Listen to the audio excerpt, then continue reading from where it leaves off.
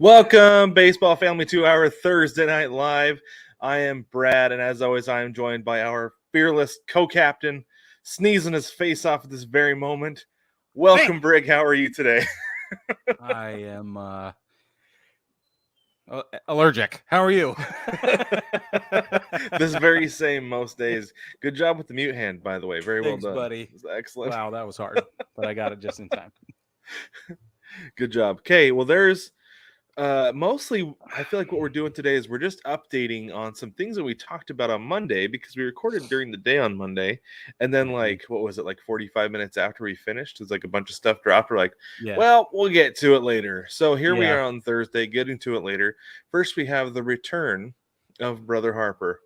Brother Harper is back. We're so very excited. He's played a couple games now. So his first game back, he went hitless. I think I saw he's like 0 for 3. But then the second game, he went 3 for 3 on 5 plate appearances. We got a double, scored 2 runs, got a couple of walks. But the big takeaway for me is this massive brace that he's wearing. It looks like an offensive lineman wearing this brace, right? Yeah. Not so much about his hitting in the first game, because obviously in the second game, everything's back, like he's hitting. But the brace more, like the fact that that's like seems necessary. Is he maybe back a little bit too early, potentially, Brig? Yeah, of course he is. Of course he's back too early. I think we all knew that, and that's why they're moving him to first base, and that's why he's on a short leash, I'm imagining, and he's going to slide in there and do everything he can. But they're not going to let him do 1 ounce more than they think he's capable of. Not a single thing. Right. I'm curious how long they're going to have him just DH. Like just DH for like a month before they actually move him to first base. Could be. But my thing is, though, like overall, though, like he's a baseball player, like just like flat out a ball player. So I'm not worried about the transition to first base. Not at all. Not at all. But no, I do worry about that elbow, though. That's my concern. Is this are we robbing Peter to pay Paul here? Right? Is this right? Like, what are we sacrificing in order to accelerate the timeline? But to his credit and to the romantic in me, I will say that I love this so much. And if he comes back in record time, because this will be a record time turnaround. Oh, big time. Incredibly fast. So if it goes well and it pans out, not only will it go down in history as one of the most infamous injuries and recoveries that baseball has ever seen, which is awesome, but it might pave the way for a new sort of revolutionary look at how to rehab all the other guys that are going to come after him and have the same surgery. So I wonder what the repercussions will be of this that ripple out for years. I don't know. We'll see. Right. Yeah. If it works out for him, for sure. I mean, because you have the DH in both leagues now, you can do things like this. Because we saw him continue to hit with a torn UCL through a World Series run. Yeah. And be effective. He wasn't just hitting, he was effective. So he was. So yeah, that could be it. Maybe we'll see more position players with Tommy John surgery come back a little bit earlier than what we originally anticipated, because Corey Seager was out for a long time. Right after Tommy John. So I don't know. My one last thing on this is that I remember Pete Carroll with the Seahawks was talking about Russell Wilson back when he was playing for him, and something happened. I can't remember what it was. I think it was like he broke his thumb or something like that, and he did call him one of the great healers. One of the all-time great healers. Apparently Bryce Harper is one of the all-time great healers because he fantastic made it back this early. I thought that was really funny. It was like, okay, whatever that means, I don't know, but here we are. one last thing I got to say about Brother Harper is that it is super clear, if it's never been clear up till it's been clear till now. But at this point, if you discount his clubhouse presence and his X factor capabilities, then you're not paying attention. So that's the thing I'd be just as excited to have him back for as anything else, is his leadership and his charisma and whatever else. Yeah, they're still 0-2 since he came back, but I don't think they would have let him come back if they thought that he didn't have an impact aside from his bat. No, I'm telling you that they're evaluating every piece of minutia coming back, and everything has to align, and I think that's one of them. Just wait. Yeah, I think you're right. Well, let's get more into some injuries here. Guys not coming back. Let's talk Aaron Judge, Brig. We talked a little bit of Aaron Judge on the Big Show this week, and at the time we weren't sure what exactly was going on. He was kind of day to day. He left the game as a little bit of a mystery with that hip injury. Yeah. But he has officially been moved to the 10-day IL. Aaron Boone said that it's more precautionary than anything, but I mean at this point he'll be out. I mean, almost 2 weeks guaranteed. Yeah. Well, they backdated it. Did they? So what was it? Yeah, it was April 28th or something like that. So that's going to help with the sort of like timeline a little bit, but at the same time, like you can tell he's been hurt, and it's just not good. This is another clubhouse issue where having him there is a big difference maker versus not having him absent. And he's the captain, so he needs to be, leveraging his charisma and his influence and things like that. So I worry about the lineup of Yankees on the IL. That's a huge problem. Let me see if I can pull that list up really quick. I saw it. Yeah, it's getting to be lengthy. And once like I said on the Big Show this week, that sometimes it takes one player as kind of the rudder on a ship that needs direction. And I feel like that Aaron Judge is definitely that piece. Despite everybody else on that team, you would think that it would be Anthony Rizzo, but I wonder if he's kind of stepped back away from that role since he's joined the Yankees, because we don't hear about that anymore. He's just there playing ball, right? And he kind of speaks, as far as I'm aware, he speaks on the field with the Yankees more than he did with the Cubs when he was like dancing naked on tables and things like that. Right. Yeah, just a young guy. So here's the list of Yankees that are injured. Harrison Bader, Oswald Peraza. Both of those guys went out in the same game yesterday. I was going to say Bader came back and now he's out again. It was Bader had played like 7 or 8 innings or whatever, and then he got collided with Isaiah Kiner-Falefa on a stupid play that the center fielder's going for it and calling for it, and you just get out of the way, man. So, but Kiner-Falefa's been playing center field up till now a lot, so maybe he got it mixed up in his head. I don't know. Anyway, Bader, Peraza, Jake Bauers, Aaron Judge, Stanton, DJ LeMahieu right now. No, this is not a current list. This is a backdated list because he was on the injured list. He's not anymore. He's back. Where the okay. freak is he's back. Hold on. Let me pull up the list we actually have. Well, I mean, it's lengthy. We can leave it at that if you want to. It's so bad. It's getting really I don't long. want to leave it at that. But this is one of my things though, Brig. Is like I ask you this as a Yankee fan, do you think this stint of having Judge out could be helpful for the Yankees to show Cashman that like this dude needs some help on this team, right? The guys you have surrounding him, some of them are fine, but for the most part, like you have zero depth, and even on the field, like your starting lineup is not what it was last year or 2 years ago. No, right? The problem the Yankees have is 100% offensive production. They have a few defensive holes or some, weaker spots, but they're not terrible defensively, and their pitching is good. Like their bullpen's fantastic. It's all offense. It's anemic, and I don't know what the answer is. Is it just guys slumping, or is it just guys over the hill? I don't know, because it might just be an injury thing. If you count Judge and Stanton, and you count Bader, who last year was fantastic, hopefully he'll be back tomorrow. Cinco de Mayo. So that's what it says for Bader. Anyway, yeah, I just think that the depth is the problem. I don't know. Interesting. I think it'll be interesting to see how if Cashman responds to any of this. Cashman, he responded. Do you know what he said? What did he say? Remind me what he said. He said, don't give up on us. It'll be okay. I'm like, really? Because I'm Everything's pretty sure going you made to be okay. Yeah, you made a multi-million-dollar mistake with Carlos Rodon, who hasn't pitched a single he hasn't thrown a single pitch this season, and he was supposed to be a mainstay ace in the rotation. We have to move on. We will never get through anything else. All right, let's move on then. Let's talk about Robbie Ray. We talked a little bit about him on the big show. And then, like I said, it came out after that. So he went in to have forearm flexor surgery, and he came out with Tommy John surgery. Yeah. I don't think we should. I mean, I wasn't super surprised when it happened. When they came out, like, he had Tommy John surgery. I was like, okay, pretty much the same area. And it's always the forearm, right? It's always the forearm injury that leads to Tommy John. So it's like, okay, should have expected that.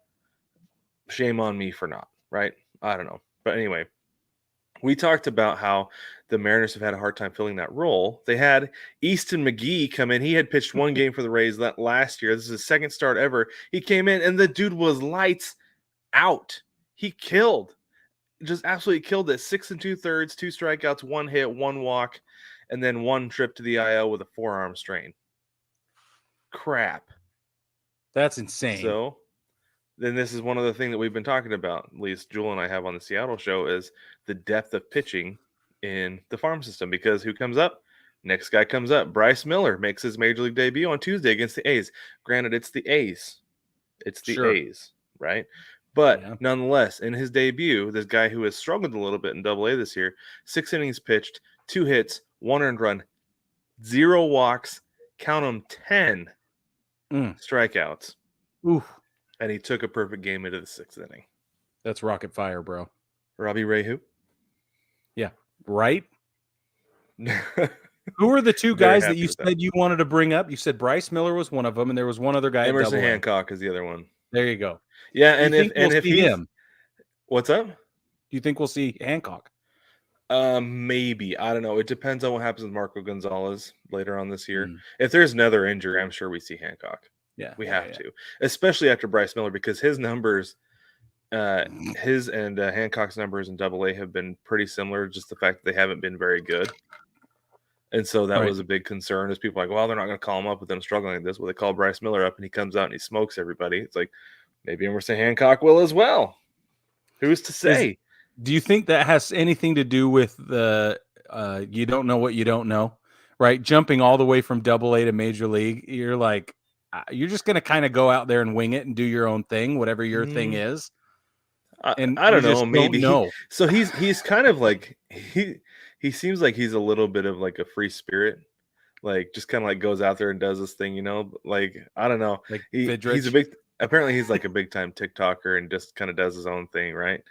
But so yeah, like I don't know, he went out there and he looked comfortable. He didn't look nervous at all. Was he talking to the baseball? I didn't see him talking to the baseball. He was definitely breathing out of the right eyelids, though. Yeah, that was for sure. Fantastic. Yeah, but he's got all these chakras I really wish aligned. he'd been talking to the baseball. That'd have been amazing. I saw a Fidrich jersey at the Greenville Drive game the other day, and I stopped the guy. Was like, "Is that a Bird jersey?" He's like, "Yep." I'm like, "You know it? You never see that." He's like, "I know." It's amazing. I was like. And I'm the only guy in all of these thousands of people that know what that is. I guarantee you and I are probably the only two who know what that is. It's so funny. It's so awkward. I'm so awkward. Anyway, so the Mariners filled Robbie Ray's spot in the starting lineup, and I am so excited for it. Yeah, I am just cool. Beside myself. All right, Brig, why don't you tell them about Patreon real quick? Baseball family, we have a Patreon. It's at patreon.com, as a matter of fact. And if you want to support the show, and there's a million ways to do that, one of our favorite ways for you to do that is to do it via Patreon. There are a number of tiers of support from $1 all the way up to $500. And go on patreon.com, search Baseball Together, and check out the list of bonus content and perks and everything else that you'll get at each different tier. Make your decision. You do get free stuff. Spoilers. You do get free stuff. Yep. Well, and free we're stuff, not, yeah. if you don't want to support us that way, that's fine. If you choose to support us that way, it's great. That's just our favorite way. But there's lots of other ways. Brad, why don't you tell them about Chinook really quick? I will. You can head over to ChinookSeedery.com and use code BTPod at checkout and save 10% off. The best seeds ever. They truly are. This week's seed of the, I guess you could say the seed of the week. Did a seed of the that's day. what we I did a should seed of do. the week. It was cinnamon toast. Briggs got Cinnamon toast. Hatch chili over there, and those are fantastic as well. Hatch chili's so good. But anyway, ChinookSeedery.com, BTPod, save 10%. Help yourself and help the show as well. And don't forget to check out the big show every Tuesday. Like I said, comes out every Tuesday morning. This week we what did we do this week? We did our emoji tiers this week, Brig. That's right. Instead of power rankings, we do 5 tiers. We rank everybody based on 5 tiers, top 3, bottom 3, then fill in the middle with everybody else. Let's talk about the national TV schedule this weekend. Friday's game is going to be our Friday Apple TV games. We're going to have at 6:40 p.m. Eastern time, we will have the Chicago White Sox at the Cincinnati Reds. Their White Sox are 10-21. The Reds are 13-18. I don't know, I'm shocked that those records are the way that they are, right? Yeah. I don't know. The White Sox have issues. I don't think it all has to do with Tim Anderson having been out as long as he has. No. There's more going on there. There's a lot more going on there. It's systemic. Yeah, it is. And then your other Apple TV game is at 7:10 p.m. Eastern time. That is going to be the Minnesota Twins at the Cleveland Guardians. The Twins are 17-14, and the Guardians are 14-17. That is going to be a good series. It is going to be a good series. The Guardians, despite their record, they're going to give the Twins a run for their money, I think. They totally will. Yeah, division rivalry game. Cleveland does not want to get buried in that division in May. I assure you that. So. Well, and it's happening. That's the problem. If they don't pull it together during this series, it's very possible that it goes sideways. The only thing that will save them after this series is that there's a ton of interdivisional play and interleague play that they are going to be able to get themselves out of that rut. If it wasn't a more balanced schedule, then this series might be a big problem. So yeah. There's the season series in general. But before we move on to Saturday, I have a bone to pick with the national TV schedule real quick, Brig. Yeah. The Apple TV games are never, ever, ever at the same time. We had one a couple weeks ago that was in the middle of the afternoon, and then you have another one that was late. And now these games are starting 30 minutes apart. We're going to get to Fox here in just a minute. Last week, those games are starting at 4 p.m. Eastern, and now they're starting at 7 p.m. Eastern. Why? The NFL has set times that their games start every Sunday. So when your butt needs to be on the couch to watch a game. It's like, oh, my game is not the early game, it's the late game. So I know what time I need to be sitting down, right? Yep. It's easy. But these nationally televised games, what if I want to watch an afternoon game on Fox? Well, this week, I guess I'm out of luck. But next week, when I'm busy, I don't get to watch I don't know. It's the Braves are playing the Orioles in Atlanta at 11:35 a.m. on Sunday. Oh yeah, they're the Peacock game. Yeah, and I don't other than Peacock, and I want to go. We just can't make it work because it's a weird time. It is. It's a really because I'm close. I could go, but it's a weird time. Anyway, I just am frustrated with the same thing, Mr. Bradman. Yeah, it's so weird and annoying, and baseball's doing itself no favors by doing that. Anyway, agreed. Rig, while I recover from that, will you talk about the Saturday Fox games? Show enough, bruh. All right, Saturday on Fox, 7:15 p.m. Eastern time. According to your local listings, this might change. You have 2 options. You can watch the Orioles come to Atlanta and play the Braves, or you can watch the Red Sox head down to Philly and play the Phillies. That's how that works in Philly. They play the Phillies. So if you had told us in March that the Red Sox would have a better record than the Phillies when they finally came together to play each other, wouldn't have believed you. No chance. No. Much less the Phillies being under 500. Yeah. And the way the Red Sox season has kind of begun, I guess, it's a little of this, a little of that. We don't know what we're going to get. This rookie stepped up. This rookie has failed us. It's crazy. I have no idea what to do. Yeah, it's weird. It's super weird. I don't know what's going on. Like, I don't know what's going on in Boston. I don't know what's going on in Philly. Hopefully things will sort themselves out by the end of the month, by the end of May, and maybe we can get, I don't know. It's weird. It's so weird. Speaking of incredible, the Orioles are 20-10. The Braves are 21-10. Tell me how that makes sense to you, Brad. The Yankees are in last place, and the Orioles are in first place. Okay. Well, the Orioles aren't in first place. They would be in first place in any other division besides that's right. AL East, because the Rays are winning every game. That's right. The Rays. I always forget. Yeah, that's what I'm saying is the Orioles would be in first place in every other division.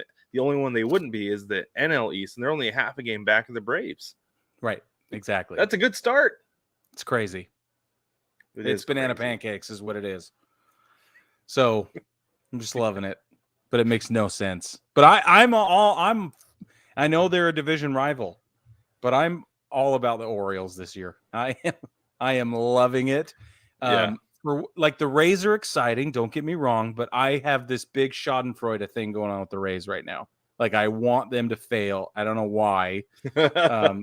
It's probably from years past being a Yankees fan. There's got to be some trauma response going on. It's not your trauma. It's my trauma.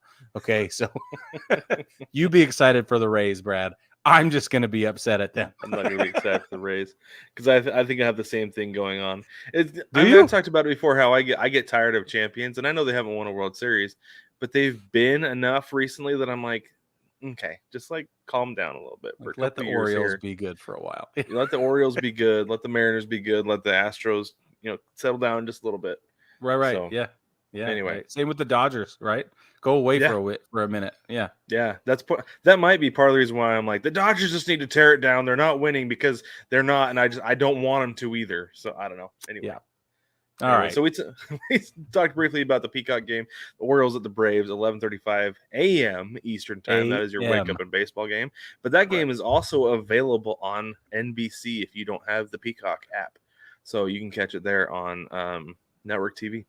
And then on Sunday night baseball, we have the Dodgers at the Padres. The Dodgers are 17-14. The Padres are 17-15. Crazy. 7:10 p.m. Eastern on ESPN. This is going to be a fun game. I love this series. The whole series is going to be awesome. Years. Yeah. It's gotten to be one of my favorite rivalries in baseball. I love it. Me too. I surely do. All right, this weekend's series to watch. I have that one, the Dodgers and Padres. Like I said, obviously I'm going to be watching that one. Obviously, I will be watching the Astros at the Mariners for so many reasons. Part of that is because on top of everything else, the Mariners are debuting their City Connect on Friday night. Very excited for that. For sure. Yeah. Tomorrow, Cinco de Mayo. Yeah, and then the Rangers at the Angels. I'm curious. The Angels have been playing pretty well lately. I want to see what happens against the Rangers, because the Rangers need to come back down to earth, and it's gonna happen at some time. And so I'm curious if it happens against the Angels. I don't know. And then the Blue Jays at the Pirates. The Pirates just got swept by the Rays. They're going to be looking to win some ball games here against the Blue Jays. The Blue Jays are super up and down. So, I don't know. Beatable team, very good. It'll see what the Pirates. I'm interested to see what the Pirates do against them, though. What are your series to watch this weekend, Brig? So you touched on a lot of them for me. Right now, the Pirates, at least before tomorrow's game against the Blue Jays, they're sitting at 20-12. That's right up there with the Braves. Yeah. And the Orioles. The Pirates, ladies and gentlemen. It's astonishing. Okay. It truly so is. I'm watching Pirates games. All right. I want to see what's going on. This, for me, the Pirates, Blue Jays is like the playoff primer we're not going to get in the playoffs because they're AL-NL teams. And it would never happen that way. But this feels like it could be a rivalry, sort of a playoff rivalry matchup that we never get otherwise. Same goes for the Orioles and Braves. Like, If these two teams ended up in the World Series, we would all come back to this series right here and question it and analyze it and see what was going on, what was working, Right. what wasn't. So I think that's really interesting. I'm going to watch Astros in Seattle. I want a repeat. I want another 18-inning game. Oh, man. So give me that. I don't think I can handle that. And then on, let's see, what day? Is it Sunday that Clayton Kershaw and Joe Musgrove are facing off in the Padres-Rangers series? Or is it Friday? Hold on. That or did is... they change it? It's Friday. Kershaw, they moved Darvish and Musgrove. They swapped them. So now Darvish is taking the bump tomorrow against Kershaw instead of Musgrove. I have Musgrove and Kershaw on my app. I've got Darvish and Kershaw on my app right now. Oh, okay. I don't know. I guess you got to tune in to find out. Weird. Anyway. Yeah, because I have Darvish on Saturday against Dustin May. See, and I have Musgrove on Sunday against Julio Urias. I have Snell on Sunday. I don't know. Okay. Hopefully this doesn't affect any of your picks, Brig. The Padres are playing whack-a-mole, and that's going to change everything about what I said about my bets. Brad, tell us what you're betting on. Okay. Let's see. Well, first off, we both actually went 2-1 this last weekend, and that brings both of us our current record to 6-6 overall. Sitting at 500, I feel like that's not a bad thing. That's pretty good. So Friday night, I have the Blue Jays take the run line because Rich Over the Hill is pitching for the Pirates. DraftKings earlier today had that line at plus 115, so get your positive money there. I think the Blue Jays are just going to run it up on him anyway. Saturday, take the Rays plus money over the Yankees. Herman is going for the Yankees, so I'm sure it's probably going to be the run line. Take it there. You're going to get it. And then Sunday, I've got the Marlins take plus money over the Cubs. Alcantara is pitching for the Marlins. So, again, probably the run line, but I think you can go ahead and get it. It's hard picking Sunday games, I feel like, because Sunday games are wonky. They're wonky. Day games in general, just weird stuff happens. It's true. Yeah, that's why, like, there was somebody who commented on YouTube about the Rays run line against the White Sox last week. It's like, yeah, how many of us lost on that? Like, yeah, pretty much everybody did. Nobody saw that coming. Nobody. That's exactly right. Well, and so many freaking weird roster moves can be made, and if somebody gets injured, that shakes up the entire thing. So, well, and you've got catchers taking days off, so you're throwing a second string catcher in there on Sunday, and it just makes it's all weird and wonky. But anyway, go ahead and share your picks with us, Brig. So on Friday, take the run line over the Yankees pretty much no matter what, especially because Chirinos is going to be pitching against the Yankees. He is looking good, and if he stops looking good, they'll put somebody else in fast. So they're going to manage this game really, really well, and the Yankees' offense is anemic, so just bet on the Rays to run up the score. Saturday, Cardinals take the money line. They didn't have one earlier. What is the line right now? Go ahead with your Saturday pick. I'll look at the line for Friday. Saturday, take the money line on the Cardinals over the Tigers. I think that makes a lot of sense, even though I could see a Tigers upset, but it comes down to pitching matchups, and I'd have to look to see. But earlier, I felt pretty good about the Cards coming on top of the Tigers. So Friday, the Rays run line over the Yankees is plus 110 through Barstool. Ooh, nice. I don't usually see the best odds coming through Barstool, but right now they are. There you go. That's what I would do. And then on Sunday, take Braves plus money over the Orioles. I would also consider putting money on this all weekend long, especially Friday. Why don't you look up what's the line on Friday? Braves Orioles tomorrow? Yeah. Let's see. So, where can you get plus money? You can get plus money on the run line with the Braves at plus 100 through Superbook. Okay. Yeah, well, and the thing that's crazy is the Orioles are not getting a ton off them, even on the money line. You're only at plus 180 through WinBet. So. I don't know. Don't take plus money on the Orioles. No. On Friday. Don't do it on Friday. If the Orioles win tomorrow, I will be shocked. It is, let me look. I have Wells versus Elder. Oh yeah. Oh, Elder. yeah. That's what it is. Wells versus Elder. Yeah.